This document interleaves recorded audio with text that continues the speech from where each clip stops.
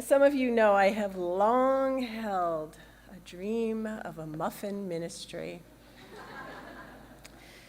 30 years ago, during my clinical pastoral education, which I served at the Healthcare for the Homeless in DC, I became friends with Luke, a Franciscan friar from Texas. We made quite a pair. I was 6 months pregnant with Sam, so we're walking around this guy, and it's really fun. Anyway, he told me about a cafe his order ran where anyone could come for coffee, a muffin, and conversation or prayer. And the guests gave whatever they could, or nothing at all. For Luke's community trusted that those with more would give more so that all could receive what they needed of sustenance. I loved that. My muffin ministry dream resurfaced when the board of Table of Plenty asked to host their weekly meal here at First Parish. And for years, every Tuesday night, our kitchen and vestry were filled with cooks and servers and guests. And whenever I could, I joined the cooks to chop vegetables or make desserts. For better or for worse, Table of Plenty got so popular it outgrew our vestry and had to move to the senior center. But while it was here, I got to live my dream a little bit. So you probably gather that I love to bake. I pore over baking websites, King Arthur, Smitten Kitchen, the New York Times, saving many more recipes than I will ever have time to bake. And my most precious cookbook is the one that my mom created of her recipes for my 21st birthday. My youngest, Henry, has inherited this bug. Last week, he appeared downstairs in the kitchen at some odd hour to announce, "I want a grilled cheese sandwich, so I need to make a loaf of bread." Because with Henry, grilled cheese is not a quick snack, but an art project. Next thing, the two of us are in the kitchen, covered in flour, as we happily make our way through the recipe for the much anticipated, I have to say, the best grilled cheese sandwich ever, because his bread was so good. But more than baking, I love sharing what I bake. I mean, that's the whole point, right? A loaf for a new neighbor, cookies for the local pub staff, a cake for every standing committee meeting, because if you commit to 3 years as a leader here, you deserve cake. Or pancakes on the Sunday after Christmas, because pancakes are the better sermon, especially after 2 Christmas Eve services.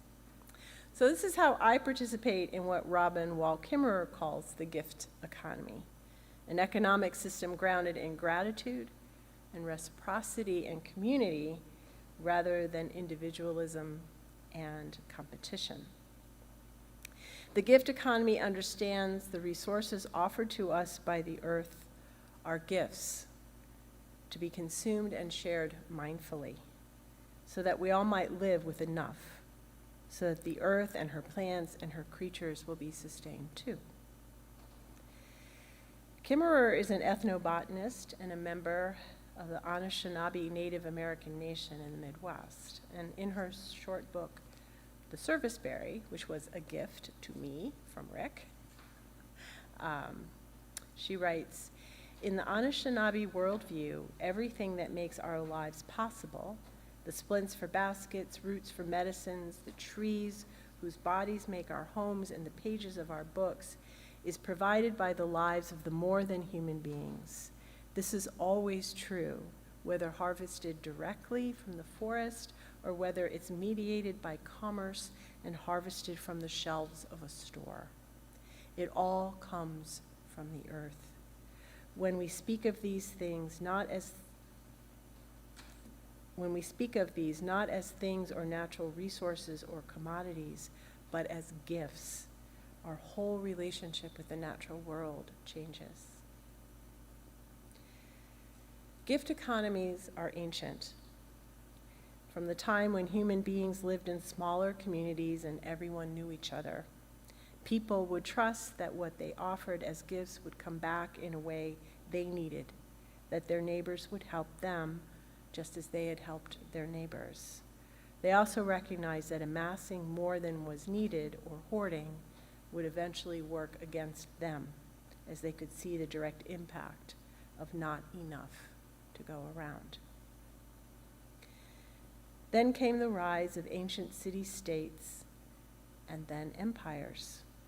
People started traveling beyond the communities where they knew one another, so they had to come up with a common way to exchange goods and services that was easy to carry and could be understood across cultures. Money.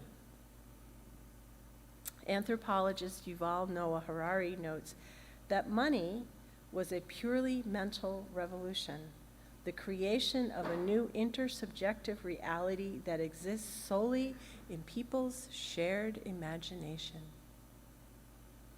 I want to pause here because when I first read this in his book, Sapiens, a few years ago, it blew my mind. Our whole global economic system is essentially a figment of our shared imagination. That's what it is. A story we tell together, and we've all agreed to believe in. Wow. You can see why I didn't do well in economics in college. Missed that. Like most things created by human beings, money is not good or evil in and of itself. It comes down to how it's used. On the one hand, it allows us to cooperate with one another across culture and language, religion, gender, race, sexual orientation, because we can put our trust in it. It's a form of currency, a tool for making concrete what we value. It allows us to care for our loved ones, our homes, our congregation, our communities. It allows us to purchase the food we need that we cannot grow ourselves. It compensates our labor so that we can focus on our work and purchase the other things we need from others. As such, money can be used in a gift economy. I use money to purchase the ingredients I need to bake. We use money as one of the currencies to sustain and nurture our beloved community at First Parish, to embody our values and our faith in the world. However, money can tempt individuals and communities to betray their deepest held values in order to gain dominance and wealth. As Harari warns, for although money builds universal trust between strangers, this trust is invested not in humans, communities, or sacred values, but in money itself. We do not trust the stranger or neighbor, we trust the coin they hold. If they run out of coins, we run out of trust. As money brings down the dams of community, religion, and state, the world is in danger of becoming one big and rather heartless marketplace.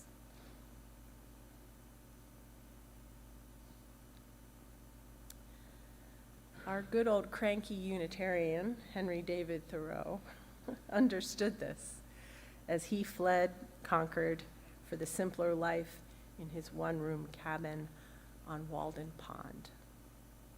The mass of men lead lives of quiet desperation, he wrote, observing his fellow citizens working themselves to the bone to maintain farms and homes far larger than they needed, exhausting themselves to accumulate wealth and status built on the backs of the poor and the enslaved. He feared the destructive impact of the Industrial Revolution's economy on nature and people alike, and he found both physical and spiritual sustenance in nature.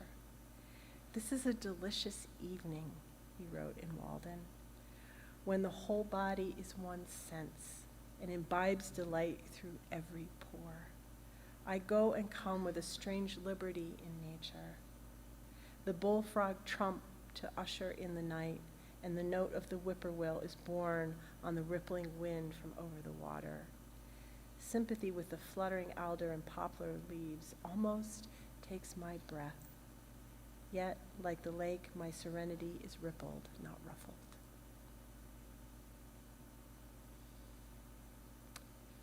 Thoreau was prophetic. The love of money, the accumulation of wealth, the false promise of happiness through the consumption of material goods is bringing down the dams of trust, of community, religion, and state in ways that threaten to overwhelm both us and the earth. Economic systems are human constructs, and they come with their own sacred stories we tell to give them meaning, a theology, if you will.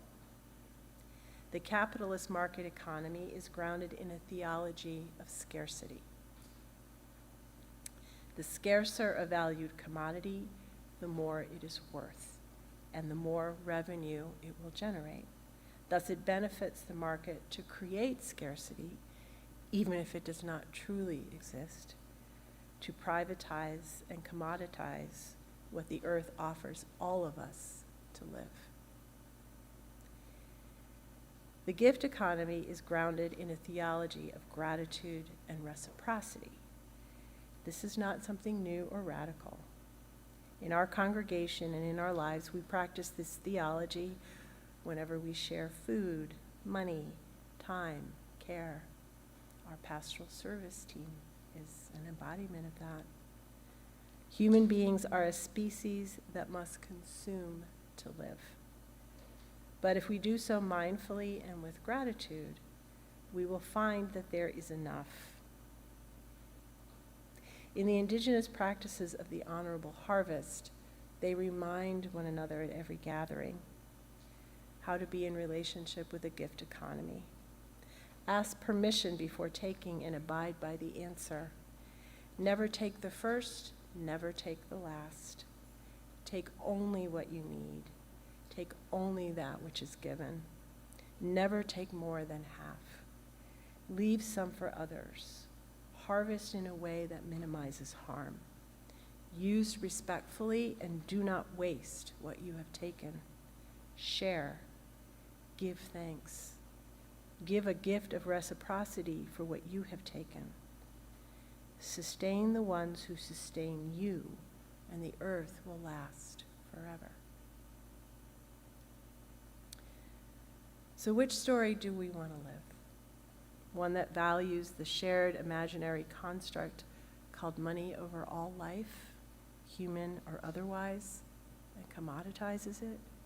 Or one that fosters a sense of belonging and relationship and purpose and beauty, where wealth means having enough to share, and where the gratification of meeting our family's needs is not poisoned by destroying the possibility for others. Look at all we have been given. This earth, this creation, this day, this gorgeous day. We've been given one another. We've been given this time. Gratitude calls us to embody the gift economy, where money is just a tool to give life to what is sacred, not a prize to be hoarded or God to be worshipped.